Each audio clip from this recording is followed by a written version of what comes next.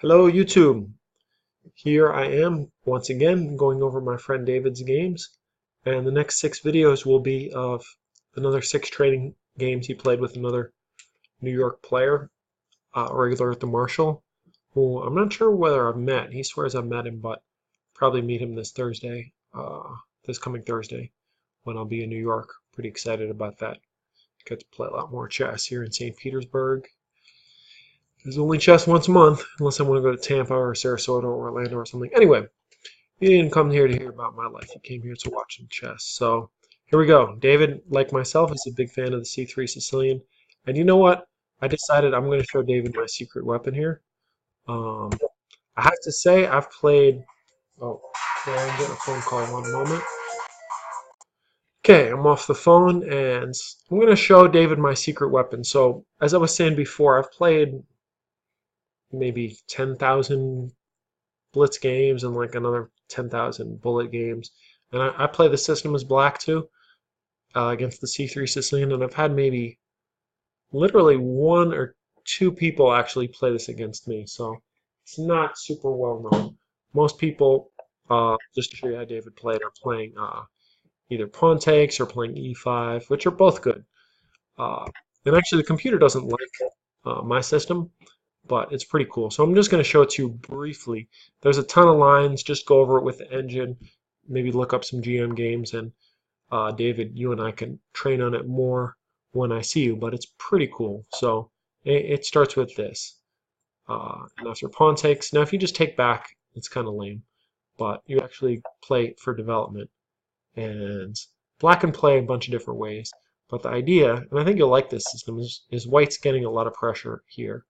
After e6, you're pushing forward, and yeah, if he takes, you're taking with the bishop, and yeah, there's a lot of pressure here. The key is you don't cash out and take this pawn right away. Computer's saying bishop f4. I usually play knight e2, and yeah, you're just keeping the pressure, and eventually you'll recoup this pawn, and white will have to go through a lot of contortions. Um, If he castles kingside, he could be in trouble. And you see this is pins. The queen is an awkward square. And again, I play the system as black, and I've had literally only 1 or most 2 people ever play this against me. So in my opinion, and now I'm going to have to study it with black too, because now that I've told it to you, you might play this against me. So we'll go over it together when I come to the city. It's pretty fun, and I've gotten some nice scalps. Actually, I even beat Brian Smith with this once, although he was giving me 5-to-1 odds. For our viewers, Brian Smith's a grandmaster originally from Alaska, who lives in Philadelphia right now. Anyway, let's look at the game. So in the game, David took. Nothing wrong with that. It's kind of equalish. Usually you're gonna want to play knight c3 first, but so far so good. And this is a strange move. Why would you give up the bishop pair voluntarily? I don't understand this move. So yeah, you shouldn't do it. Castle or bishop g5 with the rook to the c file or the d file. Just any normal move is better than this. But it's not the end of the world. Surprisingly, computer says it's still equal, even though white gave up the bishop pair for no reason. Both sides have isolated pawns. Yeah. Computer says equalish, slightly better for black, but if you have to play a move like bishop e3, that's just not a good sign. If you're going to give him one of the bishops, the other one would have been better. But okay, here bishop g5 is played, and now black is kind of a cool resource. Black could have tooken. You sound like my daughter. Tooken. She's so cute. Yeah, black could have actually taken the d pawn, and if you take the queen, you're just a pawn down. Black has this extra pawn after recapturing, and a great position. 2 bishops versus 2 knights. The dragon bishop is obviously very strong. So black missed that. Instead played f6. David backed off. Bishop g4. And yeah, here you got to defend this pawn rather than going for a counterattack. This is not the right move. One of the rooks to d1, I would say. Give the computer a minute. It says just get out of the pin. I don't like this as much. Huh, you're giving up this pawn? Oh, you're not really giving it up because of counterplay. But still, bishop b3 here. Attacking this first, trying to recoup this pawn later.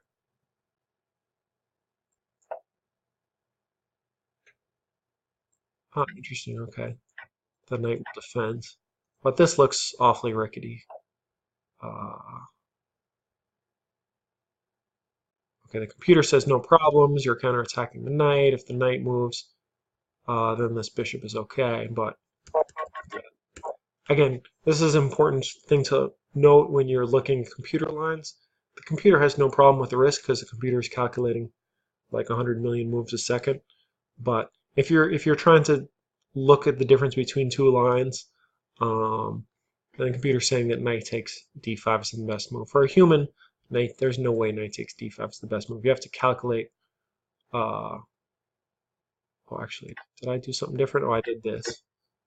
Okay, maybe knight takes is the best move. But this line, even if it says that you're only slightly worse, it's way too risky. Anyway, so yeah, going far afield with the queen is not the right approach. And of course, black takes and takes again. David grabs a pawn, which is a little risky after. Oh, that's so weird. I said don't give me arrows. Just give me an arrow for a second. It's like a person. That's so weird. Did you see that? It gave an arrow for a second, then it's like, oh shoot, I'm not supposed to give arrows. He told me not to give arrows. That was pretty weird. And you can't take this pawn. Why? If you take this pawn, all right, let's calculate. If you take this pawn, something bad happens. Oh, I know why you can't take that pawn. I'm a genius because his bishop drops. So you have to, yeah, the bishop drops after queen takes, knight takes, and then knight here. Wait, the bishop doesn't drop because the knight is. All right, let's cheat in the interest of time. You're playing this first. You're playing it first. You're not trading queens. This is not too deep. I'm just was being lazy. Okay, anyway. And here David's opponent gives the game back to him. He plays rook to b8. And there goes the game. Now white is totally and utterly winning. So David took with the bishop. And the computer says taking with the bishop is the correct move. And it keeps giving me arrows. And then as soon as I yell at it, it stops giving me arrows. Weird. Life is weird. Now, I haven't calculated this, but my instinct would be take with the queen. Okay, taking with the queen is awful. G2. Okay. So what? You go in the corner. Oh. Alright, because all you're winning is the exchange. Okay. I'm totally wrong. My instinct would be like, oh, let's trade queens while we're at it. But if we're trading queens, we're not winning a rook. Yeah. So disregard that. Should probably re-record this video. So tempting. I think overall it's been a good video. It just proves everybody's instincts. Some people's instincts are wrong. So bishop takes was correct. Knight f3. King h1. Was king h1 played? Oh, king h8 was played. Oh, yeah, king h8 was played by black. I'm not sure why he did that, but yeah. Bishop a7. King came to h3, which is still fine. I would want to go here. Just feel safer to me. There's no dark squared bishop. Next move, hopefully you're going to play queen takes here, defending this diagonal. Just seems, well, as the game turned out, the king was more risky on h3. And here black played f5. f5, if the king were on h1, this wouldn't lead to any threats.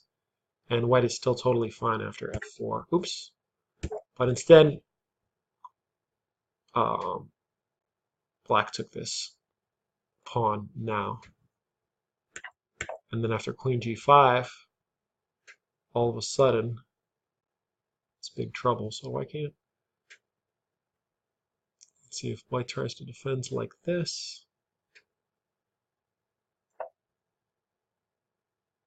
King g... Mate to g2, eh? Threatening mate. No, that's not even mate. Oh, threatening this mate. And if rook takes... Oh, I see it, I see it. I see it calling me, calling me. Queen here, pawn here. Am I a genius? Oh yeah, I'm a genius.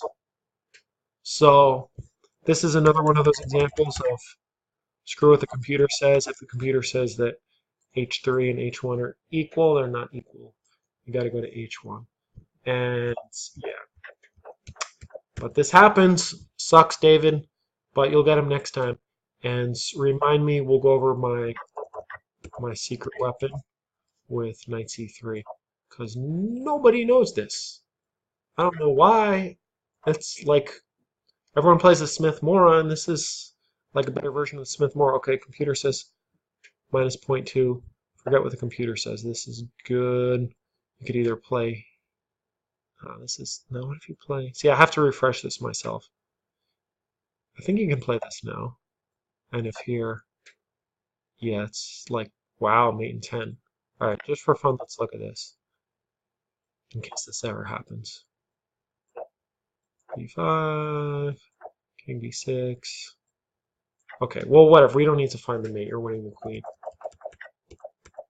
So, probably after knight c3, we're just going to play here, even though the computer says a better move is knight e2. This is tons of variations to look at. I'm happy to go over it with you. And if he takes this way, also probably mate soon. Yeah. It's a fun line. We will go over it, I promise you. And maybe I will make a video. In fact, I hate to make promises because then you have to keep them. But yeah, sure. Why not? I'll make a video. I'll make a video on this line, even though it will give all my opponents my secret weapon. Fortunately, all my videos lately have like 10 views, so my secret will be safe with those 10 people, hopefully. Anyway, actually, I have to go to a party now, and then I'll be back probably to make another video because I'm a chess nerd, and David's got me excited. He said that if he makes 1800, or was it 2000? Actually, he just said it unconditionally. That's so cool. But that just makes me want to help him more. He said that we'll go to Cuba. We'll like take a Cuban chess vacation now that it's allowed for USAians, is that correct? To go to Cuba. So anyway, Cuba, ahoy, and we'll take lots of photos and videos. Maybe I'll get another 10,000 view video if I go to Cuba. Taking pictures of some hot Cuban babes playing chess. Anyway, I've overstayed my welcome, haven't you? Is anyone even still listening? If not, I don't blame you. If so, I love you. Thanks for watching. Hope you learned something out of this video. See you later.